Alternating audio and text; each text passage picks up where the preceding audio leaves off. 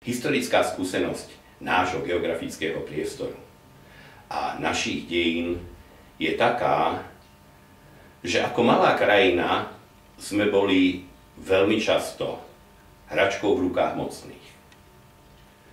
Skúsenosti z Mníchovskej dohody a ich následkov i z prostého faktu, že bola to Európa, ktorá zrodila dva najvražednejšie a najzločinnejšie systémy v dejinách ľudstva, komunizmus a fašizmus, nás nabáda k istej opatrnosti pri spoliehaní sa na čisto európske spojenectva.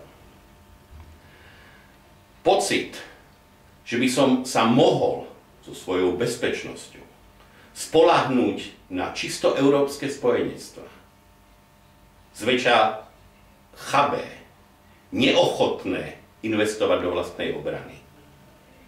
Často zbabelé a nekonajúce, byť tragický prípad masakru v Srebrenici, keď sa tí v Srebrenici spoliehali na Európu, ma nabáda k záveru, že spoľahlivé spojenectvo v Európe a jej bezpečnosť môže byť budovaná výlučne na transatlantickom spojenectve a základoch. Spojené štáty severoamerické sú historicky krajinou, ktorá vždy, keď išlo o našu lepšiu budúcnosť, stála na správnej strane. I preto sa dodnes spoliehame predovšetkým na spojenectvo v rámci NATO.